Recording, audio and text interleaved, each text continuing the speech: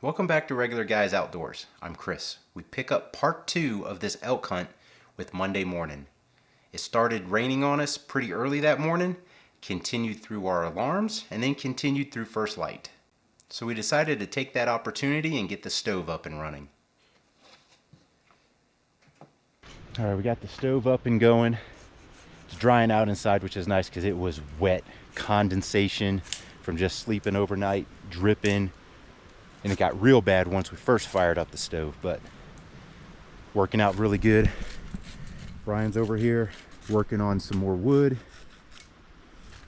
And I'm gonna go over here, move the llamas around, make sure they've got real good graze. They've got water. We keep a full bucket of water up here. Again, this is Cooper. How you doing, buddy? And Bolero. How you doing, buddy? We're doing good. It's starting to rain again, so we're probably gonna get ourselves back to the tent. This is not the way I wanted to spend my hunting time, hanging out at the tent, but apparently that's what we get this time. Fortunately for us, Brian had a video downloaded on his phone, so we were able to watch people elk hunting since we couldn't do that ourselves. Welcome to Regular Guys Outdoors, eating snacks. A little update. It's 2:30 in the afternoon. We're still eating snacks all day. It has rained all day. Condensation has made everything in here wet. So we got the stove going to take care of that. I'm trying to convince Chris that we need to climb this mountain over here. If anything, just to climb a mountain. Maybe there's some elk up there. Chris is convinced that there is not. I don't know. We have to go up there to find out. I've successfully convinced Chris that we should go out. I had to compromise. We could not, or he would not go up where I wanted to go. He said it was something like, 2,000 feet of climbing with no stairs. So let's see if we can find something tonight. So eventually we got to moving.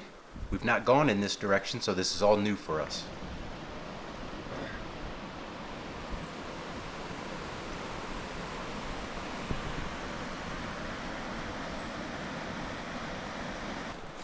We've been hearing a bugle very faintly, and being in this canyon with the river next to us, creek, whatever it is, we just can't figure out what direction it is. We think it's upstream, so we're continuing this way.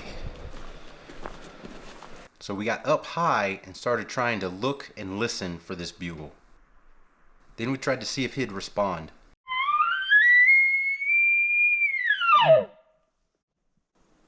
I hear him. I hear one answer, but I don't know if it was to the left or right. Did you hear that real faint? And to be honest, we really couldn't pinpoint the location. It sounded like behind me. It sounded... Could have been also the echo again. And after a while, we noticed some elk directly across from us. The bottom one's a cow.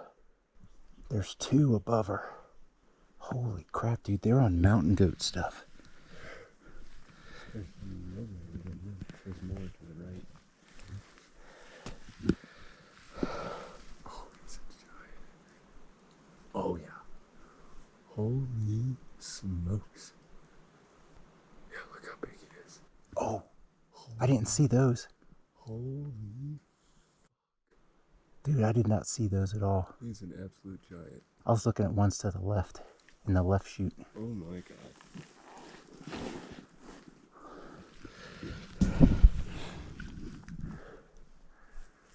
There's no possible way to get up there. Man, he is a toad. Oh my word. Oh, that's where he's living. That's why he's a toad. Oh my god.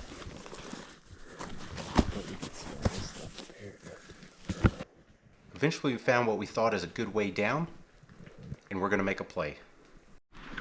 All right, we're strapping our bows to our packs.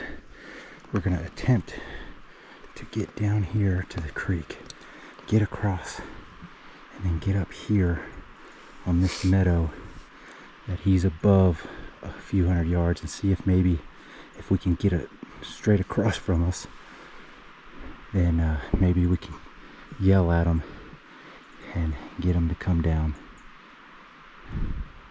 That's all, the only hope we got right now, and it's our only lead we got right now. He's fired up too. Yeah, he responds like within seconds. Yeah, he'll respond right back to you, and then give you an extra bugle for good measure. And then I think there's a second thing down the lower tree, so we might be able to. So we got to bail off of this steep hill, hopefully without breaking something.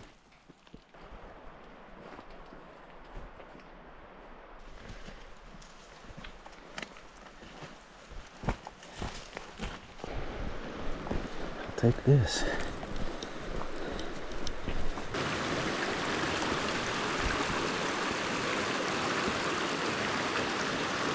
All right.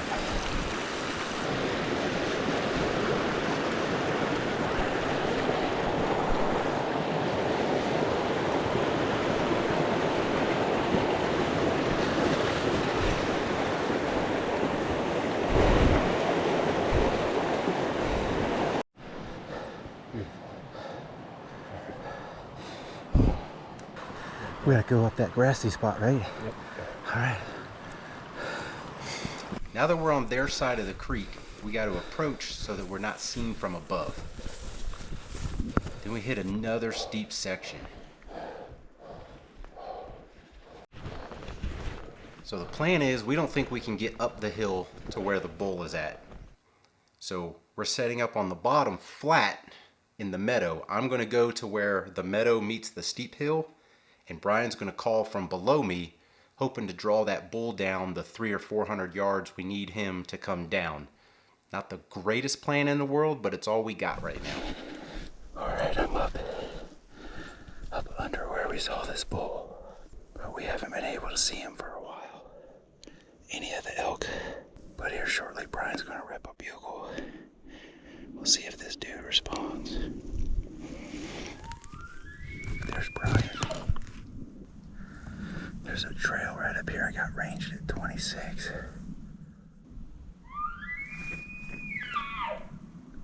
I heard a second bugle a good ways over at a distance.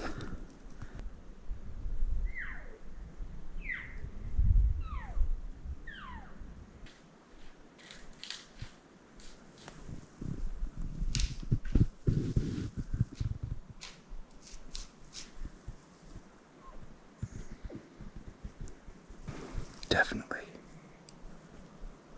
something over there.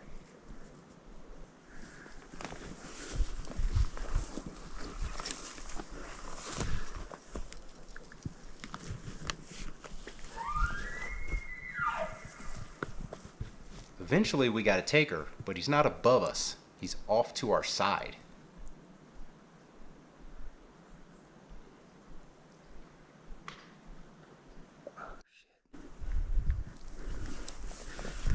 My thermals are terrible.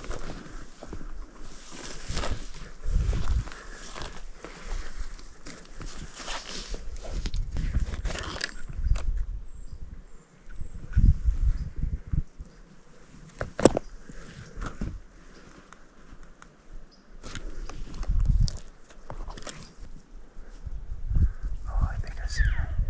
I see him. I see him. My thermals are terrible. He's under me. And he's a vocal guy. That's the real one. He's maybe a 125.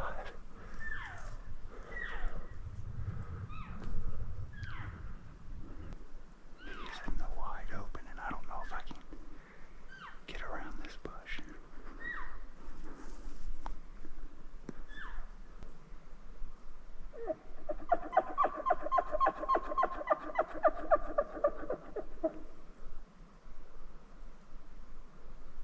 He's kind of heading straight at me.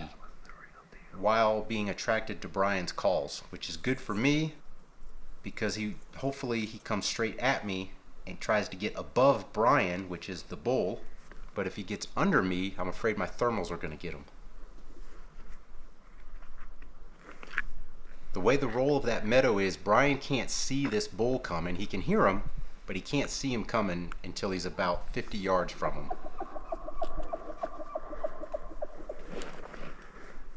I'm trying to scoot down on my butt since he's behind this little pine tree that's in front of me, so I can gain another 3, 4, 5 yards and get just a little bit closer.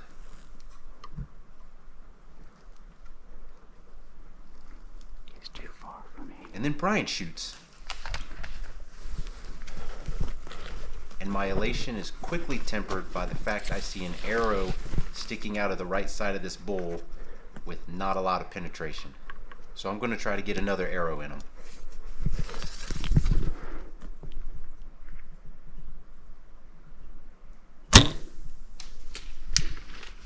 I don't know if I hit.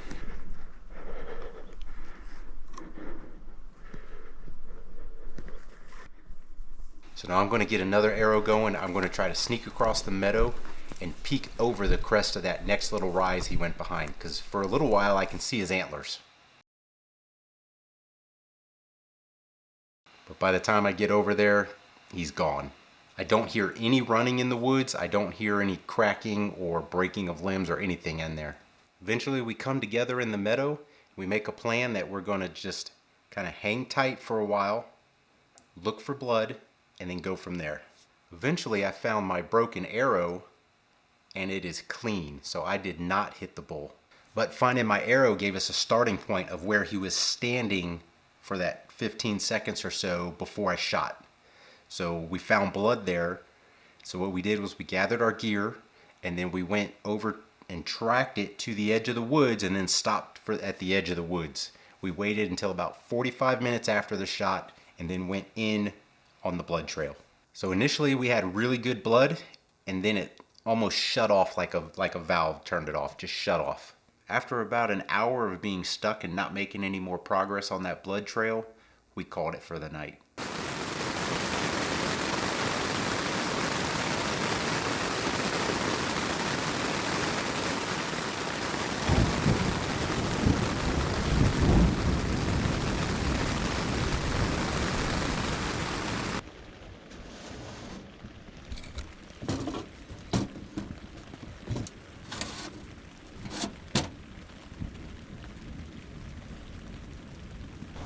Tuesday morning and we're gonna get up a bit early, not early, but get up and get over here earlier. We need to do some grid searching.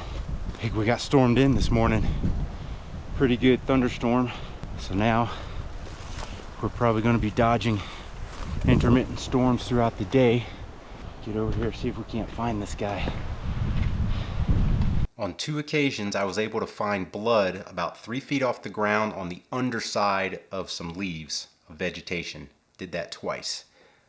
So that gave us the trail he's on. So we would follow that trail out a ways, looking up and down the hill and looking for more blood. We never found this guy. If you've ever done that, you know how heartbreaking that can be. I really thought we had a chance to find him, but I don't know. A few hours into it, the weather caught up to us.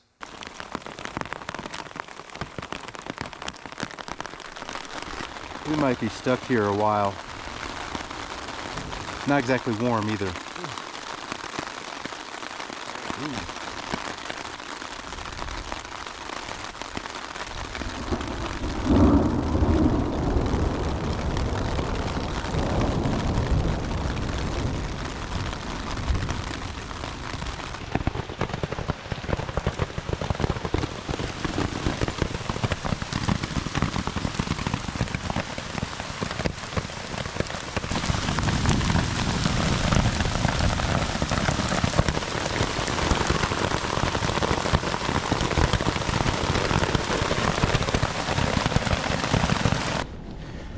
We're gonna try to get out of here. Looks like we got maybe a break between storms.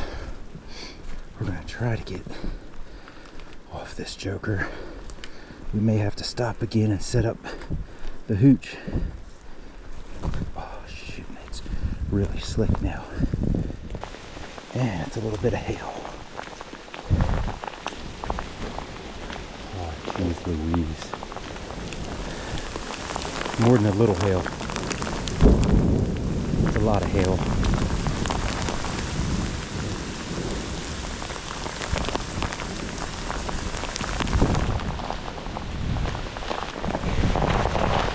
Oh jeez.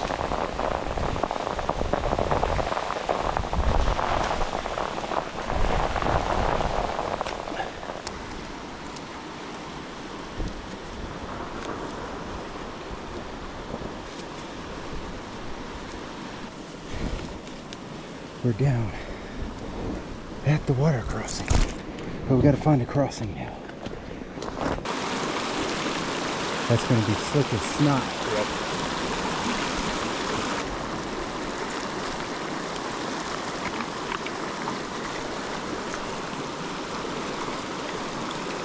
See? You might be able to get across, and then I'll throw you the trekking pole back. I was thinking, what if we could get to there and kind of crawl those rocks across? Okay. That's what I was thinking. I don't know if we're going to be able to get there though. So I'm trying to be strategic and come up with a good tactic to get across this swollen creek. Ryan's testing this rock and it slips out from under him and he does not cross the creek gracefully.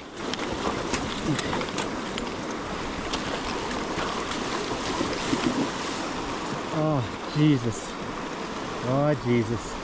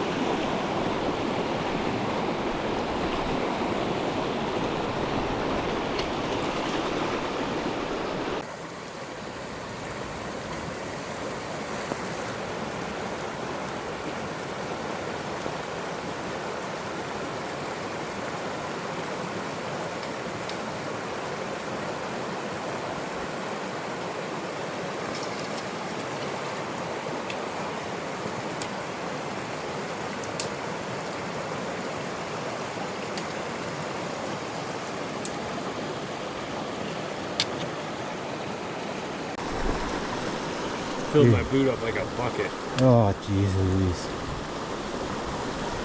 Oh, we're in a pickle. We're in a pickle. Now we're on the other side. Great, now what? Yeah. Eventually we found a way to get through that thick vegetation around the creek. All the little drainages we crossed were completely just swollen with water.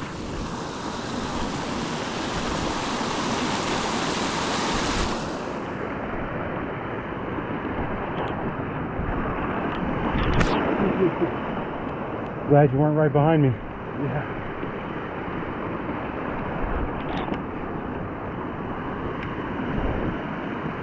Then we basically spent the rest of the day drying out our clothes. Our backpacks were still soaked for the next day and a half, and everything in them was soaked for the next day and a half. Our rain suits drenched through. So here's I show this footage right here. This was me taking the shot off my bow cam. And what I realized while editing this video is that I probably had the time to range that elk and get a better distance on him. Where I found my arrow was 81 yards from where I was. So that probably means that bull was actually standing 77, 76, 78, something along those lines, because the arrow went just under him. So going down like that. So he was in the high 70s, and if I could have or should have gotten a range on him, I'd probably been able to put an arrow in him. Hindsight being 20/20 doesn't really help though, I guess. Maybe in a future encounter, such a lesson learned can be helpful. Now I would show you Wednesday in the next video. However, we can sum it up real quick. We walked over 9 miles, most of it at over 11,000 feet. So we had a nasty climb, then fairly moderate walking around after that for a good bit. Then we had a nasty descent, and we did not run into elk all day long.